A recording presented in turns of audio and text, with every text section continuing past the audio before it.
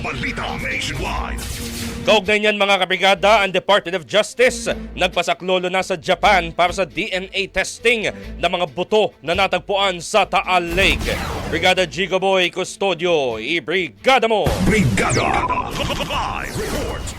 Patuloy ang paghahanap ng katotohanan sa kaso ng mga nawawalang sabungero.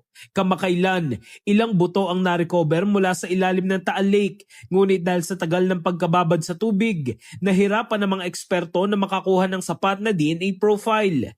Kaya ang Department of Justice humingi na ng tulong sa Japanese government para sa DNA testing para mapabilis ang proseso ng pagsusuri at pagkilala sa mga buto na narecover sa lawa. Tiniyak naman ng DOJ na hindi ito titigil hanggat hindi nakakamit ang hustisya para sa mga biktima. Ilang bahagi lamang ng buto ang kumpirmadong posibleng mula sa tao, ngunit naniniwala ang mga otoridad na maaaring ito na ang simula ng pagkakaroon ng breakthrough sa kaso.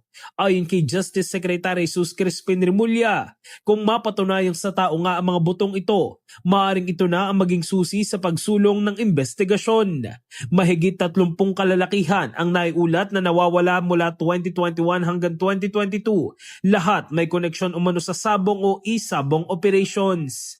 In the heart of changing lives, ako si Brigada Gigo Custodio ng 105.1 Brigada News of Manila, the Music and News Authority. Brigada Balita Nationwide.